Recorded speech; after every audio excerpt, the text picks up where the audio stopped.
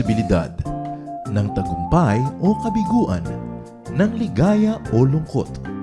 Kaya marapat lamang natanggapin si Jesus bilang tagapagligtas at Panginoon. At matapos yun ay panariwain ang katapatan at paglapit sa Kanya bawat araw o day by day. Ang day by day ay naglalayong umalalay sa pang-araw-araw na pamumuhay. Narito po si Kuya Ed Lapis sa mensaheng pinamagatang The Opposite of Worry.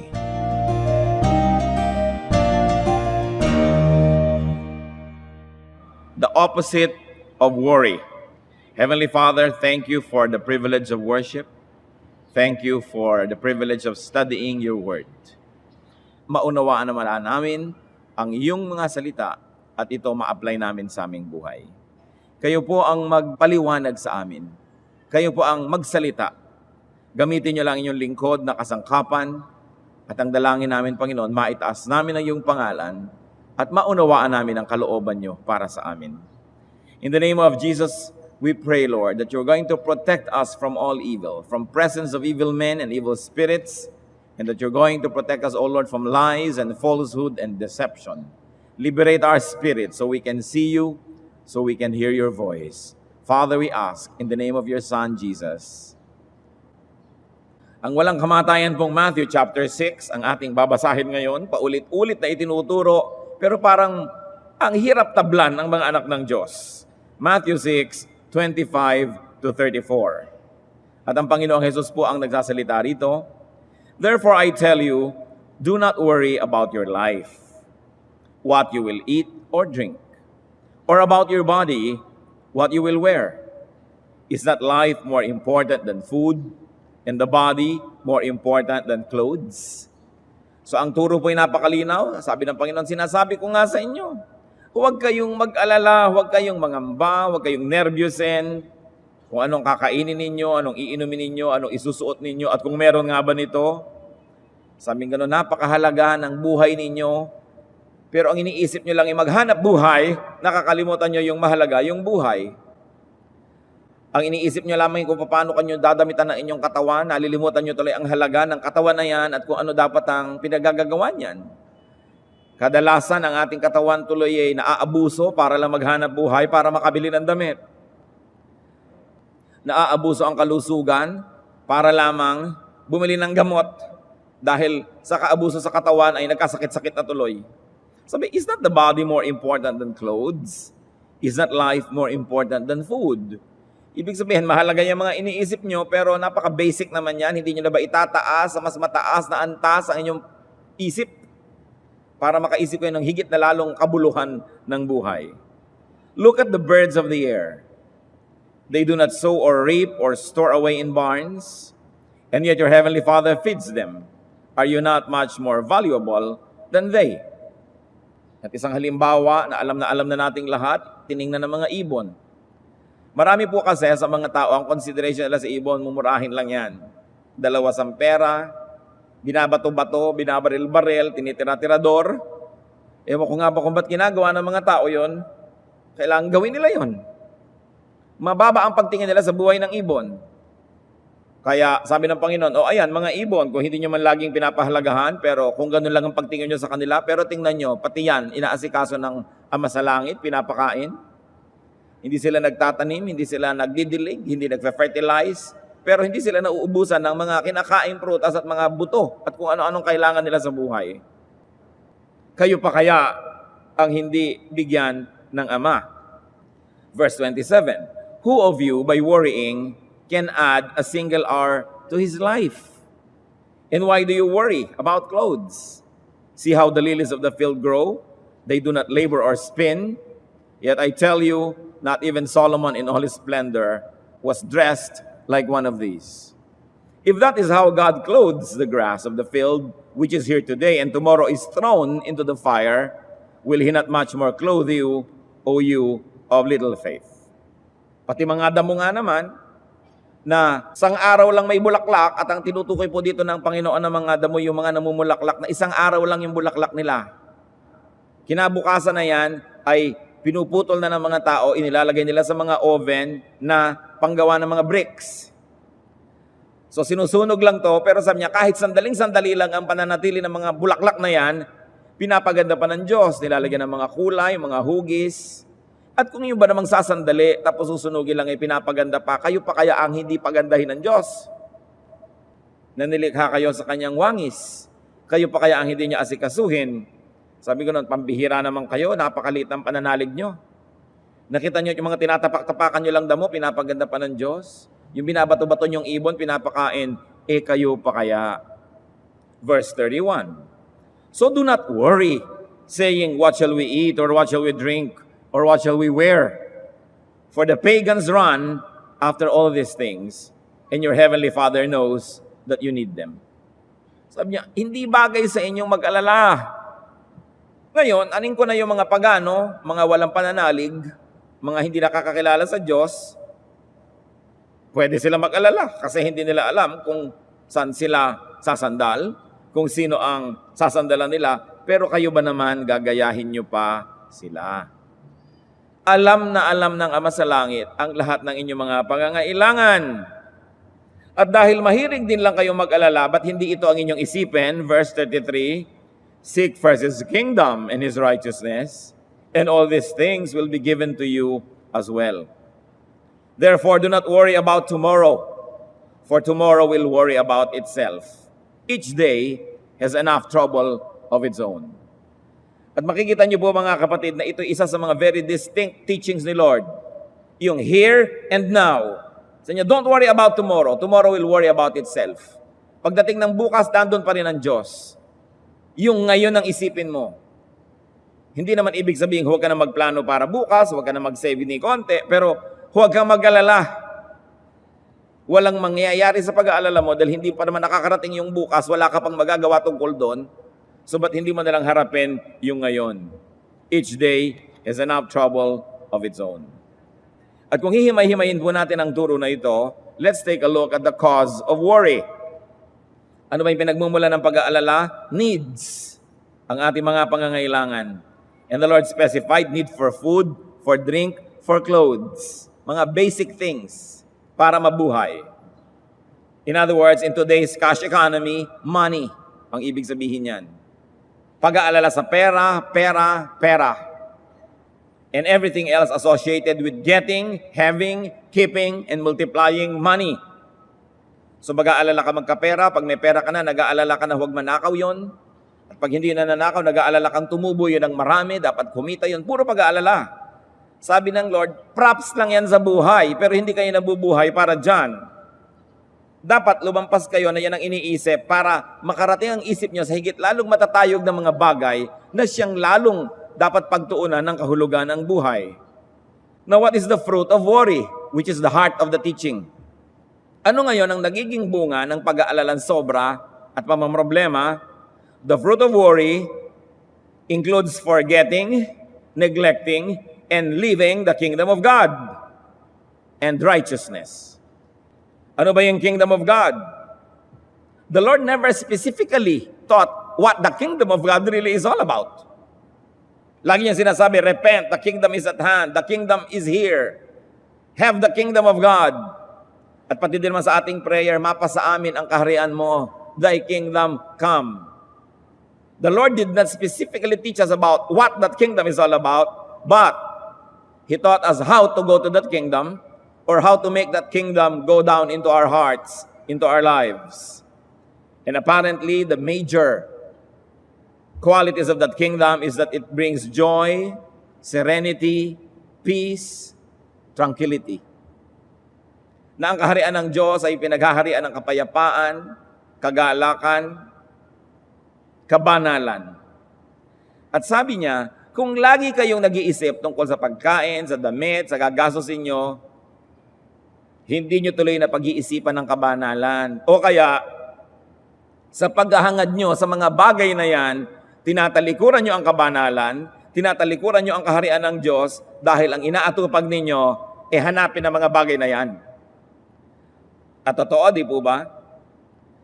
Oras na nag-alala ka na, aalis ka na sa kingdom of God, lalabas ka na sa bakuran ng kapayapaan, pagtitiwala, aalis ka na sa bakuran ng kagalakan, at magpupunta ka na doon sa kabilang bakuran ng pamamroblema, pangungunsume, init ng ulo, away-away. Kaya nga, you live the kingdom of God. Sabi ni Lord, why don't you think of the kingdom of God instead? When people focus on their needs and worry about their needs, they tend to live the kingdom of God and enter the kingdom of darkness. They tend to drop righteousness and resort to unrighteous, even sinful ways. Kaya sa paghahanap ng pera, ibinebenta ang kaluluwa. Sa paghahanap ng kayamanan, kinokompromise ang patotoo at ang katuwiran. Sa hilig sa mga bagay na ginugusto ng katawan, ang nasasakripisyo, ang espiritu at ang relasyon sa Diyos. Kaya sinasabi ni Lord, hindi nyo ba nakikita na pandaraya ang mga bagay na yan? Nadadaya kayo pag sobra kayo nag-iisip sa mga yan, kasi sa pag-aalala ninyo, magso-shortcut na kayo ngayon, magko-compromise na. You will make a pact with the devil and you will sell your soul to the devil just to get money. You live the kingdom of God. So yan ang una niyong isipin. Now, how can we reverse that? What is the opposite of worry? Ano nga ba ang kabaligtaran ng pag-aalala? Trust. Trust in God. Yan ang kabaligtaran. Pag mapag-alala kayo, mga kapatid, kahit ang laki ng Bible nyo, kahit madasalin kayo, kahit meron kayong ministry, isa lang kahulugan pag mapag-alala kayo, kulang tayo ng pagtitiwala sa Diyos. Yun lang yun. Wala nang iba. Ano kasi ang gustong pagtiwalaan ng mga tao? Ang kanilang mga kabuhayan. Sasabihin nila, hindi na ako mag-aalala kung meron akong ganito karaming savings. Hindi na ako mag-aalala kung may bahay na ako, na hindi na ako nangungupahan. Hindi na ako mag-aalala kung meron akong nabiling ataol at saka libingan. Hindi na ako mag-aalala kung napagtapos ko na lahat ng aking mga anak. Hindi na ako mag-aalala kung meron na akong fully paid na insurance. Hindi na ako mag-aalala kung nakahanda na ako para sa aking retirement. Hindi na ako mag-aalala kung meron na akong pambili ng lahat ng gusto kong gamot o pagkain sa buhay. Hindi na ako mag-aalala kung fully paid na ang kotse na hinuhulugan. Hindi na ako mag-aalala kung nasa inyo na ang buong mundo. Mangyayari pa ba yun? Kahit naman napatapos mo na yung mga anak mo ngayon, mag-aasawa, wala na namang hanap buhay, magkakaroon ng anak, ikaw na naman ang mag-aalala ng pag-aaral niyan. Hindi matatapos ang pag-aalala kung ang gusto nyong requirement, secure ang lahat. At kahit pa nga may bahay ka, nasusunog pa yan, natatabunan pa yan ng lahar. Kahit may savings ka, kung minsan nagsasara yung bangko. Kahit meron kang educational plan, nawa 1, 2, 3 ka kung minsan ng mga insurance. Yung OCE nga, biglang tumakbo, nawala na lang bigla. Meron pa naman ako noon na binili. Meron namang hindi tumatakbo, pero hayan, walang maibigay sa'yo pag mag-enroll ka. Paano mo nalaman na secure ka pag may insurance ka? Nakakatulong. And I believe in insurance. Kaya lang, pag doon ka lang umasa, mabibigo ka rin siguro, hindi ka sure. Kahit ang dami-dami mong savings, pagka nakita ng mga kapitbahay mong may savings ka, kikidnapin ka bigla at kukuhanin yung pera mong ransom. Kaya mas secure nga yung walang savings, sino mag-i-interest sa'yo? Nakidnapin ka. Sabi ni Lord, security is not in the abundance of money. In fact, yung mas maraming pera, mas mapanganib ang buhay nila. Nakita niyo yung mga walang pera, kahit mahiga sa lansangan, walang pangamba sa kanyang security. Ang lakas maghili kahit nakasanda lang sa isang buwig na saging o sa isang sakong kamote. Mga tindera, ginigising mo na, ayaw pag magising. Pero yung maraming bag, pera sa bag, talagang alalang-alala. Ang bag, yakap-yakap, hindi maiwan. Ngayon, masarap na rin siguro mapuno ng pera ang bag natin, ano? Pero, hindi kung meron kanyan, ibig sabihin, secure ka. Anong itinutulong ni Lord? Luke 12:15. Then He said to them, watch out. Be on your guard against all kinds of greed. A man's life does not consist in the abundance of his possessions. Nagkakaroon ng financial reversal ang mga tao. Hindi kung ang yaman-yaman mo, it means that you will always be rich. At hindi ko naman ikay maralita ngayon, ibig sabihin na hindi ka na aasenso sa buhay. Mahiwaga talaga ang buhay ng tao. Why should people trust in God? Sabi niya, trust your Heavenly Father. Why? People can and people should trust in God because one, God is our Heavenly Father. Sa niya, your Heavenly Father. Yan ang tawag ng Panginoon at tinasabi niyang itawag natin sa Diyos. Unang-una, yung sentence lang na yan, God is our Heavenly Father. Dapat secure ka na kasi unang-una, God siya. Hindi lang siya man, hindi lang siya angel, siya God. And God is atin. Hindi Heavenly Father ng iba, atin. And He is a Heavenly Father, not just an earthly Father. Napakarami po mga bayaning ama, pero may mga ama din na inaabandona ang anak, inaabandona ang asawa, inaabandona ang kanyang mga ang kanyang mga duties. Pero this is a Heavenly Father. Banal, tapat, hindi magkukulang, makapangyarihan, and above all, He is our Father. Siyempre, sa Israel, laging ginagamit yung word the Father. Sa ibang culture naman, yung symbol of tenderness, mother, edi yung equivalent nun, God is our parent. The finest qualities of a father and a mother are both in God. So how can you not be secure? And this is one Jesus logic. It is unique because Jesus logic calls God Father. Alam niyo po, ang tradisyonal na tawag at bansag ng mga Israelita sa Diyos ay napaka-formal. Traditional Jewish addresses to God were formal. Pero ang sinabi ni Lord Jesus, Abba, which is Aramaic, his native tongue, for Father. It is an intense, superlative, perfect term for endearment and intimate relationship. So hindi lang yung malayo, kundi ito'y very close relationship. Mark 14:36, Abba, Father, he said, everything is possible for you. Very intimate. Once more, it is a Jesus logic, it's a new point of view. Dati sa Israel, ang layo-layo ng tawag sa Diyos, nangingimi silang banggitin man lang ang pangalan. Pero sabi ni Lord, call Him Abba. Very close, very intimate. So do not be afraid of new things and new ways at looking at old things. Dahil ang Panginoon, ang dinala niya, mga new perspectives. Pati Christianity ngayon, 2,000 years old na, kailangan natin ng mga new perspectives, mga bagong pananaw sa mga dating nandyan ng mga bagay. Hindi mo binabago ang tinitingnan, pero nagbabago ang paraan ng iyong pagtingin. Sapagkat may mga hinihingi ang ating panahon. People can and should trust God because God provides even for birds. Yan ang logic. Because God provides even for plants. Kung yung ibon at yung halaman na walang kaluluwa, walang espiritu, inaalagaan, ikaw pa kaya? Sa katunayan, hindi siguro kalabisang isipin, mga kapatid, na inaalagaan nga ang mga ibon, ang mga hayop, ang mga halaman, alang-alang sa tao. Para sa tao. Para ma-enjoy niya yung garden of God, yung beauty, yung supply, yung abundance. Nakita niyo pati mga kabayo natutunang sakyan ng tao. Ang mga kalabaw, pinag-aararo. Ang mga aso, pinagbabantay. Nakita niyo kung paano ang lahat ng creation iginibigay ng Panginoon sa tao para pakinabangan. Mga unggoy, pinanghihinguto. Maraming serbisyo ang mga hayop. No? Ang dami-dami nilang serbisyo. Nakita niyo pati yung mga aso dyan sa North Pole na paghihila nila ng mga gamit. Ang mga elepante na pagbubuhat ng troso. At kung gusto ng taong maligayahan, pinatutungtong pa sa bola, pati elepante. So, nakaikot sa tao ang lahat. Sabi, kung yung mga yan inaalagaan, ikaw pa kaya na nasa kalagitnaan ng lahat-lahat na pinagbilinan, that you're going to manage the garden, that you're going to be in the center of creation.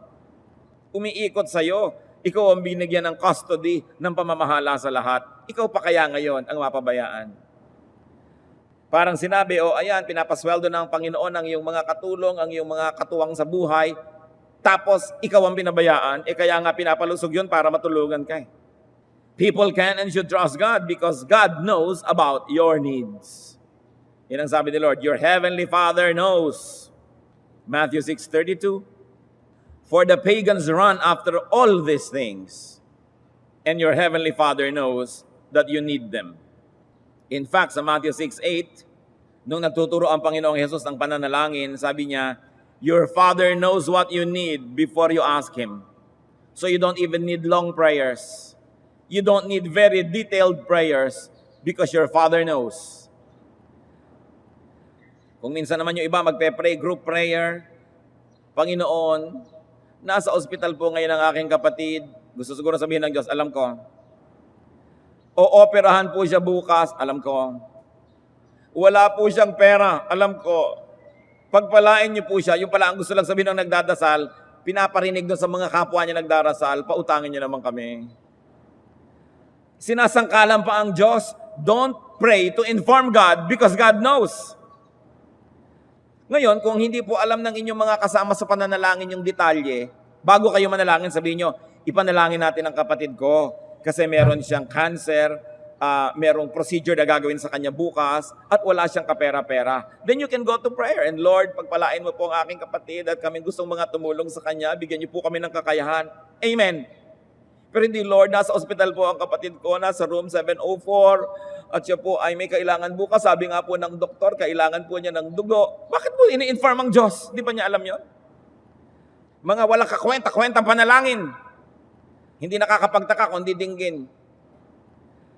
Kasi hindi panalangin, it's a performance for the sake of the audience who are our fellow men. Don't pray to inform God. Inform others beforehand. Because your Father knows what you need, even before you ask Him. At sabi niya, only pagans and unbelievers do these things. And indeed, only pagans and unbelievers may worry because they do not know God and they do not know God as their loving Father. Sinabi kong they do not know, hindi ko sinabing they do not have God because people have God. Kahit sila pagans, kaya lang hindi nila kilala, kaya hindi katakataka na mag-alala sila. Pero sa mga nakakakilala sa Diyos, hindi bagay mag-alala. Dapat naman mag-alala yung mga pagans because in fact, what pagan religions really teach is fear of their gods. Pero kakaiba ang ating Diyos. Siya ang nagbigay sa atin ng kanyang bugtong na anak para sa ating katubusan. Samantalang sa pagan religions, ikaw ang bigay ng bigay doon sa Diyos, nagsusunog pa ng mga bata, nagsasakit pa sa katawan, pinapadugo ang sarili para mag-alay sa kanilang Diyos. Ang ating Diyos ang dumugo para sa atin. Baligtad. Tapos mag-aalala ka pa? Ngayon, bakit hindi tayo dapat mag-alala mga kapatid? Yun nga mga pagano, yun nga mga hindi maka-Diyos, pinagpapala din eh. Sabi sa Matthew 5:45 ng Panginoon, referring to God, He causes His sun to rise on the evil and the good, and sends rain on the righteous and the unrighteous. In other words, God cares so much that He cares even for evil and ungodly people. Sa anak pa kaya niya? Napakalinaw na ng logic na yan. Baka naman yung iba sa inyo, ay, pwede na pala ako maging evil, papaarawan din pala. Papaulanan din at papaambunan. Kung yun ang evil, pinapaulanan, kung yung negosyo nga nung hindi maka-Diyos, pinagpapala pa rin. Kung yung mga sakit ng mga hindi nananalig sa Diyos, pinapagaling pa rin. Kahit nga kung saan-saan kahoy at chok at mga kalendaryo nagdadasal, pinapagaling pa rin ang tunay na Diyos. Dahil mahal niya ang tao. Yung pa kayang magdadasal sa Kanya, in spirit and in truth, yun pa kayang anak niya ang mapabayaan. Kaya sabihin niyo sa katabi niyo, talagang di bagay sa iyong mag-alala. Out of place na mag-alala. Ungodly na aalagaan, ikaw pa. What is the focus of the Lord's teaching here? The kingdom of God. Yan ang focus niya. And what might that be? Isang pagtatangka ng definition sa kingdom of God. It is the rule of God in the world. Therefore, it's collective and corporate at yan ang hinihintay nating mangyari. Pero apparently, hindi pa nangyayari yan dahil marami pang parts ng world, kingdom pa ni Satan, lalong-lalo yung mga puso ng hindi maka-Diyos. So the rule of God in a group of people's heart, like in a church, meaning a congregational meaning of the kingdom of God. And up to a point, the church must be heaven's advance party, heaven's embassy, because Christians are ambassadors of God. So dapat meron ka nang na-enjoy sa church ng mga qualities noong heaven that is yet to come in full. But it has already come in part. Kaya sabi ni Jesus, the kingdom has come.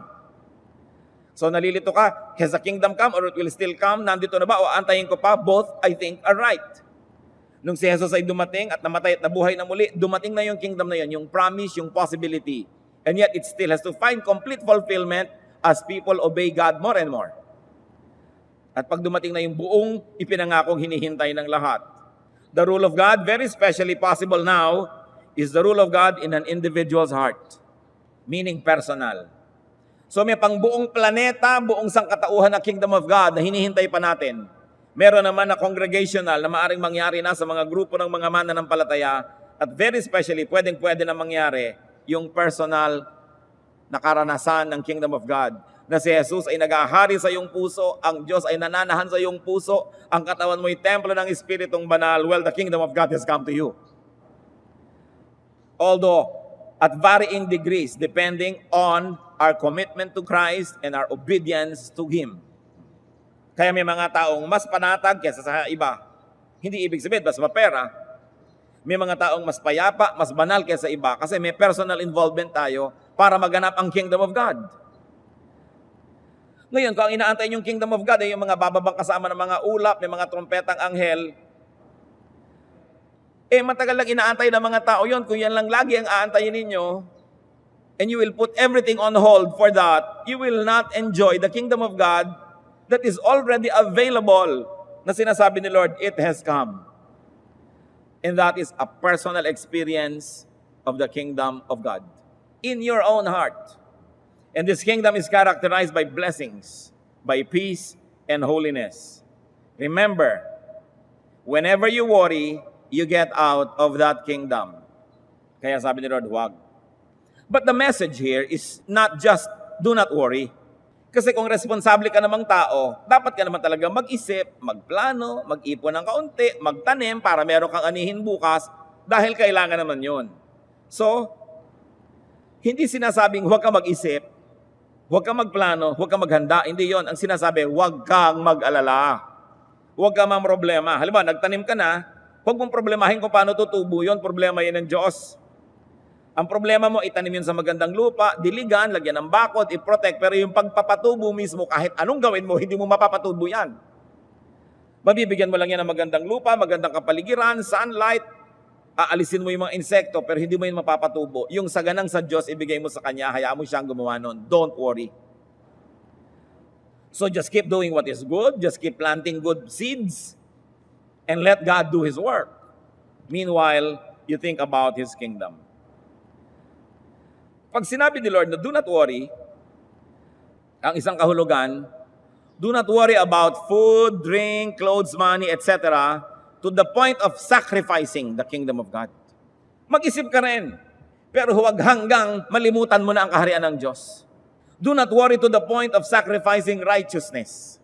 Sige, magplano ka, mag-impo ka, maghanap buhay ka, pero hindi hanggang dun sa gumawa ka na ng masama, gumawa ka na ng mali, tinalikuran mo na ang kaharian ng Diyos dahil lang sa pag-aalala mo. Do not let your needs deceive you with worrying to the point of addressing your worry with ungodly and sinful ways. Because you know that people can do evil, can commit sin, and live the kingdom of God. People who are in the ministry even live their ministry just to have more money. Yan ang sinasabi na, dahil sa pag-aalala mo, nagkakasala ka tuloy. Dahil sa takot mo at kuminsan dahil sa yung greed, because you want more and more and more. Meron ka naman, pinapakain ka ng Diyos, nabubuhay ka. In fact, nabuhay ka na nga ng kaya tagal-tagal na naglilingkod sa Diyos at hindi ka naman namatay. Pero meron pang umiiwan, tumatalikod sa kanilang mga ministry dahil lang gusto pa nila ng more and more and more money. Ito yung sinasabi. You live the kingdom of God because you are worrying too much. It is important. Pero magtataka tayo, bakit naman po merong mga righteous, meron pa nga, naglilingkod sa Diyos, pumapasok pa sa ministry, bakit kapos pa rin, tapos sasabihan ng Diyos, huwag mag-alala? Well, there are several questions and several attempts at answering that. The question is, why can those who decide to pursue the kingdom of God still be wanting? At kung minsan naman nakakakita talaga tayo ng ganyang halimbawa, naglilingkod, sumusunod sa Diyos, ba't kapos sa kapos? Nag-ministry pa daw, nag-mission, bakit hikahos na hikahos? Well, choose the correct answer. One, Jesus is wrong. Hindi totoo ang sabi niya. Hindi to totoo that God will provide. Hindi totoo that our Heavenly Father knows our needs. Hindi totoo yon. One choice, Jesus is wrong. Remember, hinahanapan natin ng sagot yung mga bakit nagpapaka-Diyos, naglilingkod pa sa Diyos, naghihirap pa rin. So one, Jesus is wrong. Sinong gustong sumagot niyan? Wala. Kasi alam natin, Jesus cannot be wrong. Two, that these people who we say have followed God in ministry or in service, that they have not really decided for the kingdom. They are not really focused on the kingdom. Dalawa pa rin ang loob, hati ang loob. Hindi talaga buo ang loob na maglingkod lang, hindi buo ang loob na sundan ang Panginoon, whatever the cost. In other words, hati. Kaya sabi sa Luke 9:62, Jesus replied, "No one who puts his hand to the plow and looks back is fit for the service in the kingdom of God." Pag hinawakan mo na yung araro at umaandar na yan, huwag ka nang lilingon dahil baka kung saan makarating yung iyong pag-aararo. Sabi yung lilingon-lingon pa sa pinanggalingan, pinangihinayangan ng iniwan at tinalikuran, hindi ka bagay maglingkod sa Diyos. So baka may mga lingkod, naglilingkod na nga, kitang-kita natin what we see from the outside, napaka-godly at talaga nagsasacrifice. Pero ba't kapos sa kapos? Hindi natin alam kung ano nangyayari sa kalooban, baka naman look back ang inaatupag. Panay ang panghihinayang sa iniwan at tinalikuran. Naku, nag-ministry pa ako, bakit nalang kaya ako hindi nag-artista? Nag-ministry pa ako, ba't hindi nalang kaya ako nag-negosyo? Ang dami-dami kong pinalampas na opportunity sa secular world para maglingkod dito. Mukmuk ng mukmuk. Kaya siguro hindi mapagpala kasi hindi buo ang loob. Alam niyo po, ang Diyos ayaw niya nung palingon-lingon pa sa pinanggalingan kung nag-decide ka ng susunod. Nakita niyo ang asawa ni Lot? Pasasabugin ng Sodom? Iniligtas sila ng Diyos, sige takbo kayo, takbo, saasabog na ang syudad na ito. At nagtakbuhan sila sa malayo, pero nung sumabog, anong ginawa ng asawa ni Lot? Tumigil sa pagtakbo at lumingon. Nang hinayang siya sa iniwan niyang syudad, siguro sa kanyang mga kaibigan, sa kanyang bahay, na marami sigurong mga gamit, may pressure cooker. No? Nang hinayang siya sa kanyang microwave oven, nang hinayang siya sa kanyang iiwan. At anong sabi ng Biblia nangyari sa babaeng ito? She became a pillar of salt. Naging isang haligi ng asin dahil lumingon. Tumakbo na, umalis na sa Sodom, nandun na sa bandang lugar na safe na, lumilingon pa. Gaano karami sa naglilingkod sa Diyos ang lingon pa ng lingon? Nagpaka-Kristiyano ka na, tinanggap mo na si Jesus sa Panginoon at tagapagligtas, tapos nanghihinayang ka pa sa dati mong daigdig. At nanghihinayang pa tayo sa maraming mga bagay na sabi natin, naku, kung hindi lang sana ako naging Kristiyano, magagawa ko ito. Kung hindi ako naglilingkod sa Diyos, mas marami na ang kinita ko. So don't expect to be blessed. Kaya kung nagpaka-Kristiyano na rin lang, wala nang lingunan, dibdibin. Hindi katulad ng mga iba na magme-minister tapos kwenta sa mga nalugi sa kanila dahil sa kingdom of God, ang hindi tuusin yung kanilang naging mga ganansya dahil sila ay anak ng Diyos. At ang pagtrato nila sa kanilang ministry, sa kanilang righteousness, sacrifice instead of privilege. Hindi nagpapasalamat sa kanilang bagong status, namimiss pa yung pinanggalingan nilang pusali o putik. At may mga naglilingkod sa Diyos pagkatapos susumbatan ang Diyos o ang church. Naglingkod ako, 5 years ako naglingkod, 10 years ako naglingkod, hindi naman ako yumaman. Pero hindi naman niya makitang buhay pa siya. Buhay pa ang kanyang pamilya. Hindi naman siya ginutom. Ayan nga siya, isang malaking patotoo sa kabutihan ng Diyos. Pero ikukumpara ang sarili. Yung mga classmate ko nung araw, mas mayaman na kaysa sa akin. Yung mga classmate ko nung college, mas sikat na sila ngayon kaysa sa akin. Walang nangyari sa buhay ko. You hear this from mouths of people who say they serve God. Do you think they will receive God's blessings? So they will always be wanting, laging kulang at kulang at kulang. Kasi maglilingkod sa Diyos, pero may mga requirement. Dapat may bahay ako maganda. Dapat may magbigay sa akin ng kotse. Dapat meron akong van. Dapat meron akong computer. Dapat meron akong ganito. Dapat meron akong ganyan. Eh ngayon, kung bibigyan ka ng Diyos, binigyan ka, pasalamat ka, pero dapat mo bang hingin na requirement yon? Mahirap ba sa Diyos na bigyan ka kung talagang gusto niyang bigyan ka? Imposible ba yon? But for you to lobby to politicize for it, to angle for it, will be to compromise the kingdom of God in your heart. So don't look back. That is another Jesus logic. Don't look back. Dapat total focus and total concentration. Isang loob, hindi dalawa. Buong loob, hindi sira. So dalawa na yung pinagpipilian natin. Jesus is wrong, or those who say they have decided for God are not really focused. Another choice, sa mga nagrereklamo at mukhang naghihirapan ay sumusunod naman sa Diyos, they have God's provision, but they do not see it. They have God's provision, but they are fixated on other things. They are never satisfied, and therefore they worry. Ang hinahanap nila yung wala sa kanila at hindi nila pansinin yung nasa kanila na. May ministry na, ang gusto pa iba.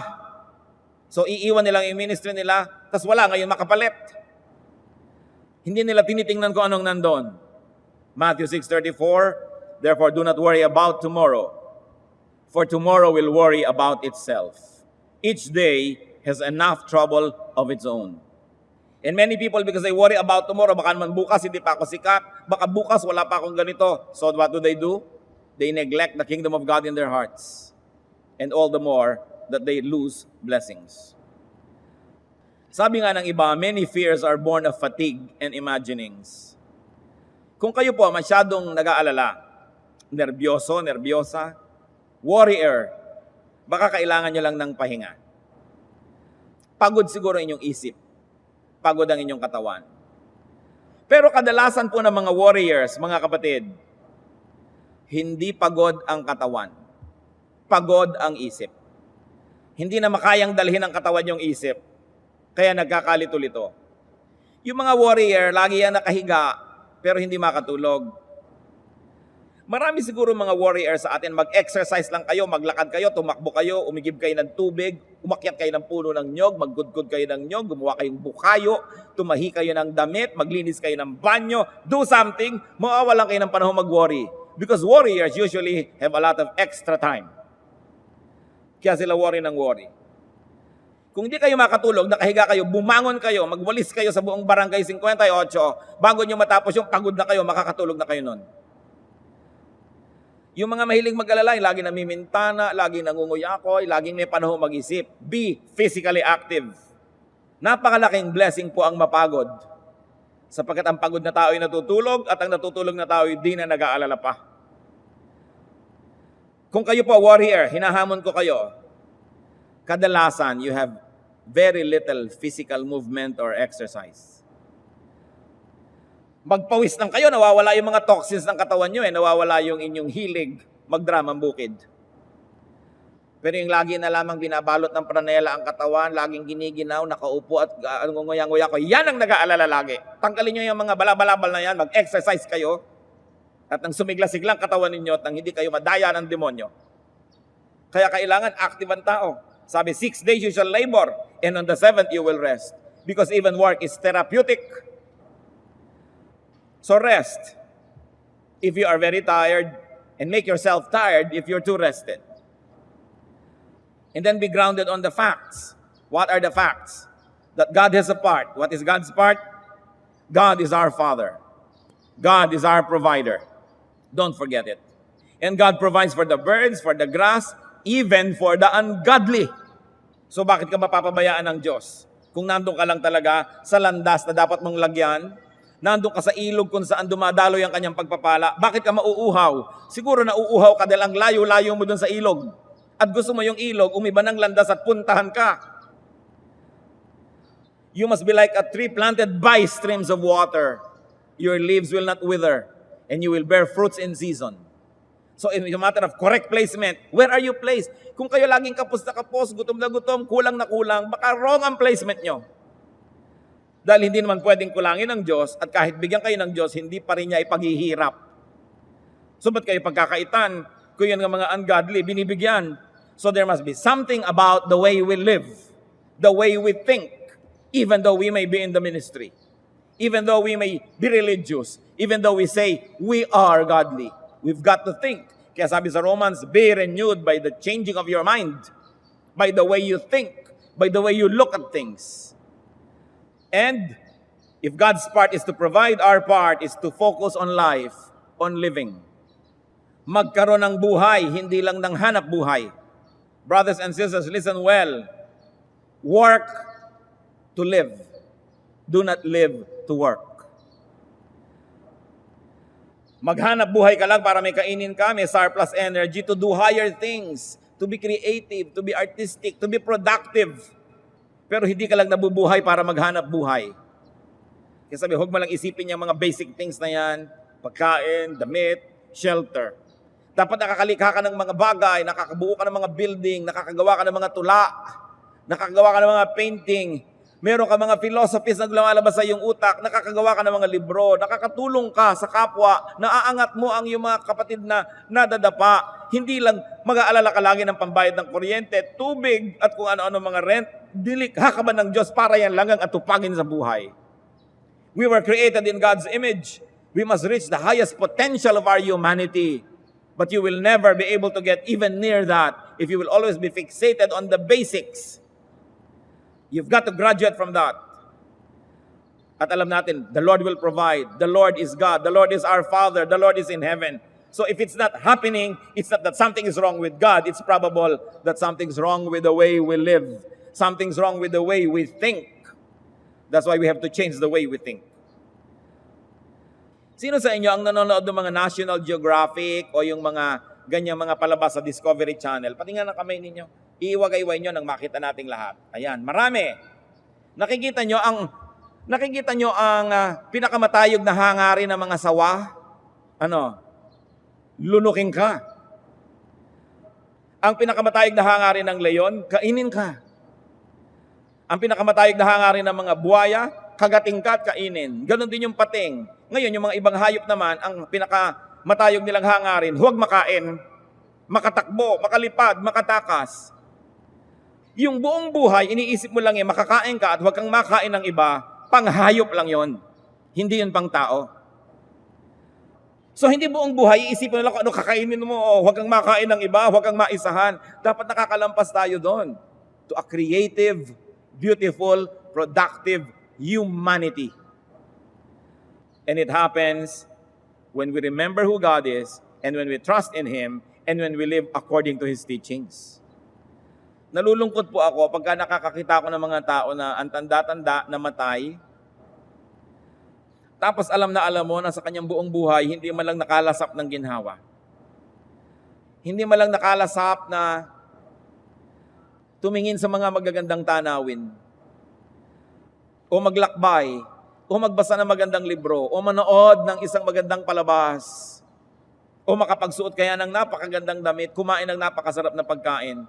Parang nadaya ang taong ito pag hindi nangyari yon sa kanyang buhay.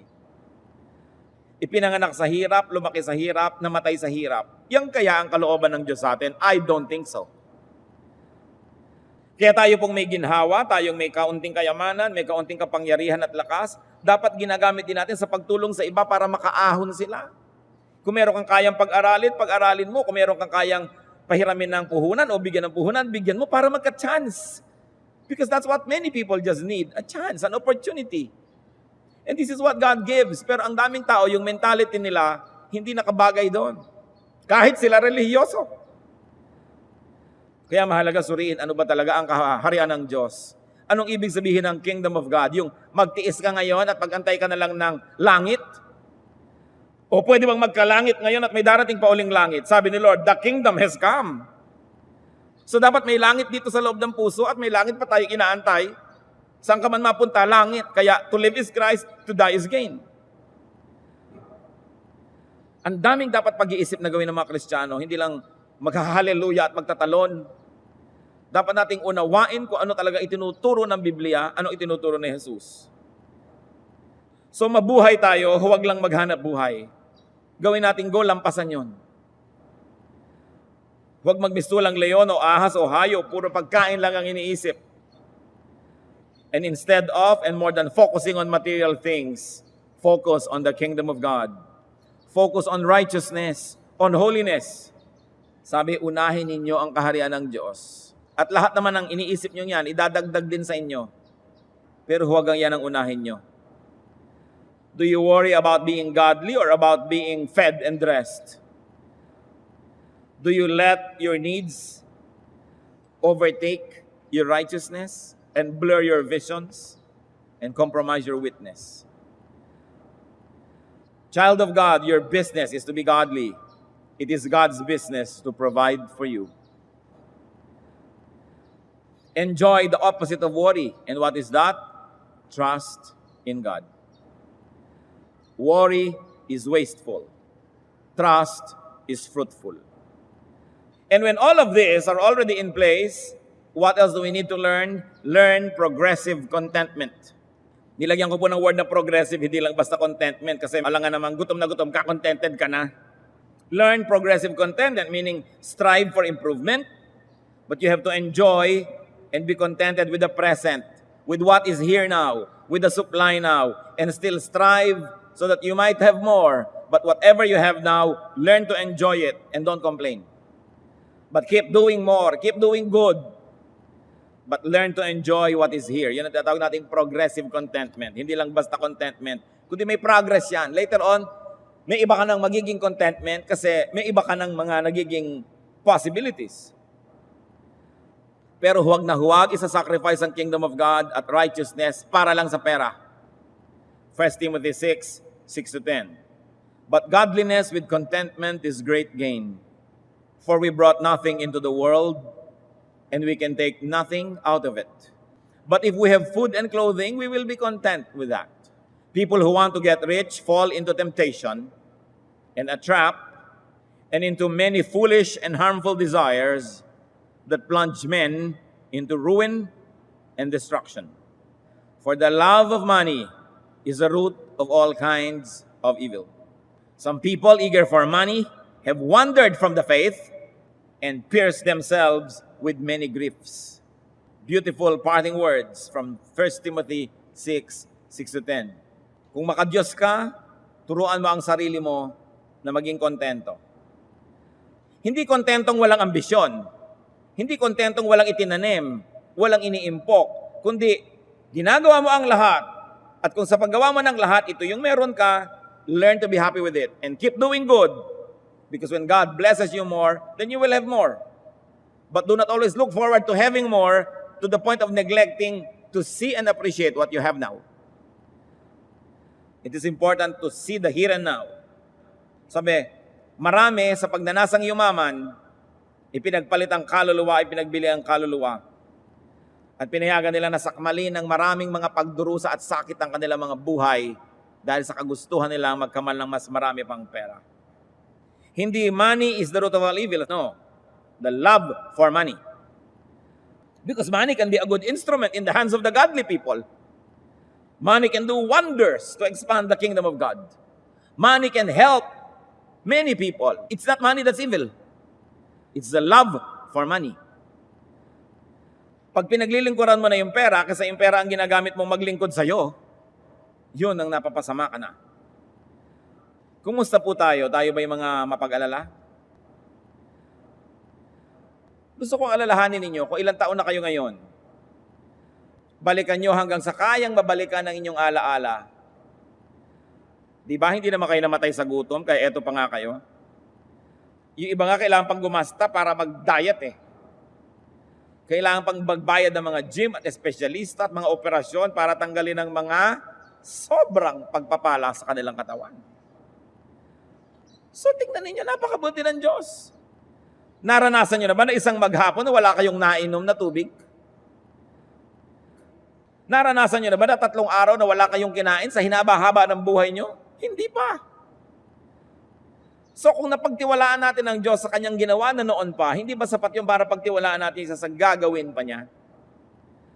At sa kanyang mga pangako, na hindi niya ipaghihirap na bigyan tayo, na siya'y ating Ama sa langit, pinagpapala nga niya pati ungodly. Magtiwala tayo sa kanya. Huwag ninyong ilagay ang kaligayahan nyo sa exchange rate ng peso at dollar. Huwag niyong ilagay ang kaligayahan nyo sa balanse ng inyong bank book. Huwag niyong ilagay ang kaligayahan ninyo doon sa kung ano-ano mga bagay.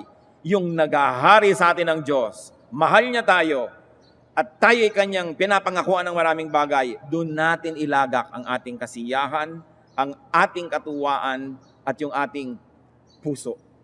Huwag mag-alala. Kahit tayo mag-alala, walang mangyayari. Imposible. Sa katunayan, kung mapag-alala kayo, lalong dumadami ang inyong sakit, lalong kailangan mo ngayon ng pera, kailangan mo ng gamot. Pero meron akong gustong ulitin, pag sobra kayong mapag-alala, magdagdag lang kayo ng activity. Malaki nang mawawala sa inyo na panahon para mag-alala.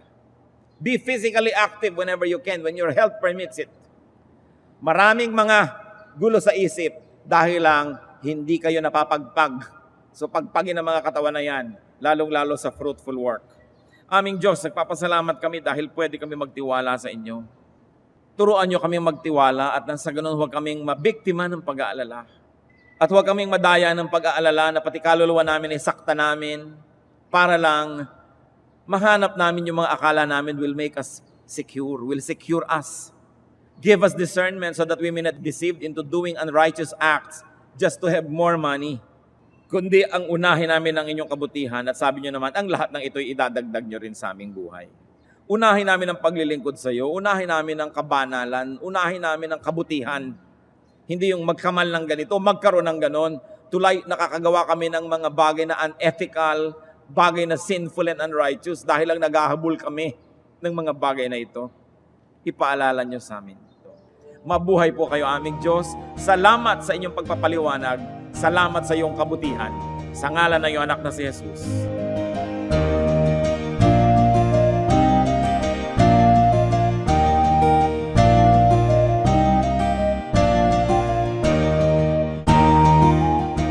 Ang katatapos pong mensahe ni Kuya Ed Lapiz ay pinamagatang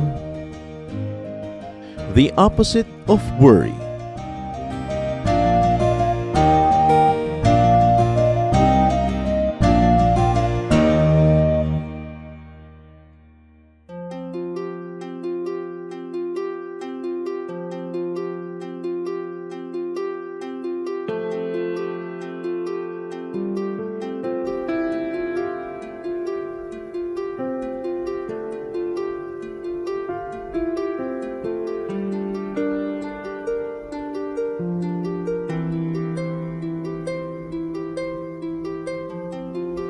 Panginoon, ang sabi niyo sa akin, lumapit lang sa inyo. Ibig ko'y diringgin,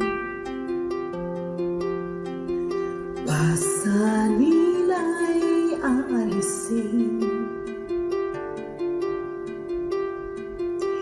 Lahat ng kabigatan ng isip at katawan, ilalagak ko na sa inyong kanlungan. Nais kong madama haplos ng iyong kamay, paghako sa damdamin, sinisiklot ng buhay. Nais kong madama init ng iyong yakap. Sa sandaling ito, hanap ko ay paglilingap.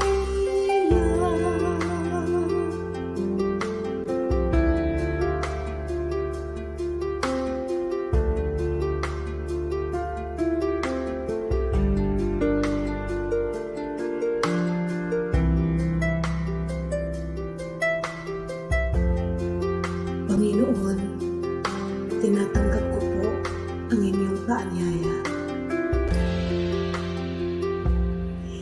Dito sa piling mo, nais kong magpahinga.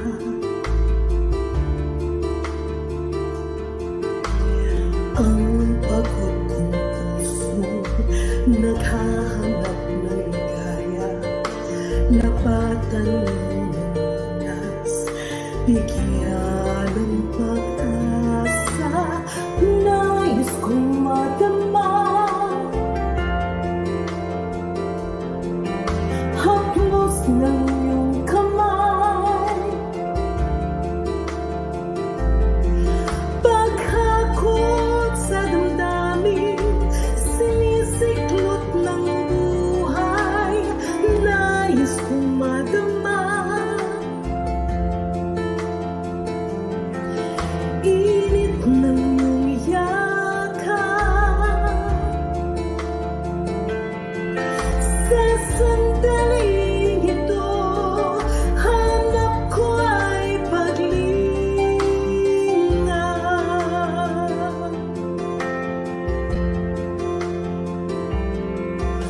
Narito ako ngayon, itulad mo, sa bisig ng iyong pagmamahal. Nais kong madama, haplos ng iyong kamay, paghakot sa damdamin, sinisiklot ng buhay, nais kong madama. Init ng iyong yakap, sa sandaling ito, hanap ko ay paglinga. Nais kong madama, haplos ng iyong kamay, paghakot sa damdamin, sinisiklot ng buhay, nais kong madama. Init ng iyong yakap,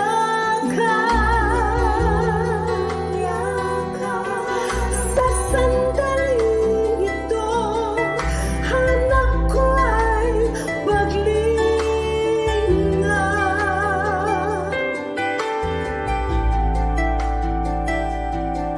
Sa sandaling ito, hanap ko ay paglinga.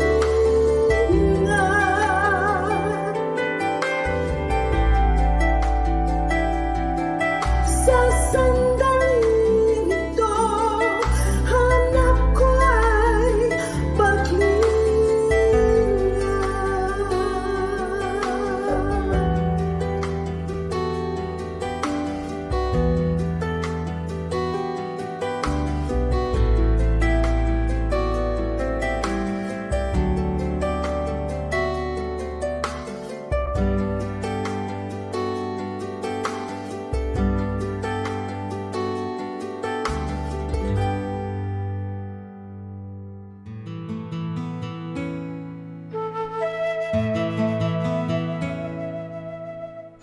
Bakit mahilig ang Pilipino sa basketball? Ang liit naman natin. Ang basketball kasi team game yan eh. Hindi siya individualistic game tulad halimbawa ng golf o tulad ng iba pang mga laro. Kaya gustong-gusto ng mga Pilipino kasi ang gusto natin hindi lang laro kundi yung may kalaro, yung may teamwork talaga. Kaya yung pagbabasketball is actually a social interaction.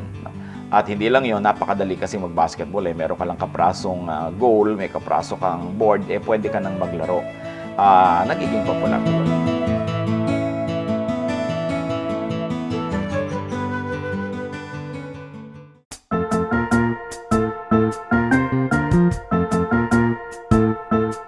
Oras na po para pansamantalang magpaalam ang programang Day by Day.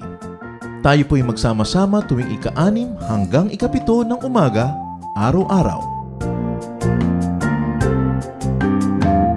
Magandang umaga po at mabuhay ang Panginoong Hesus!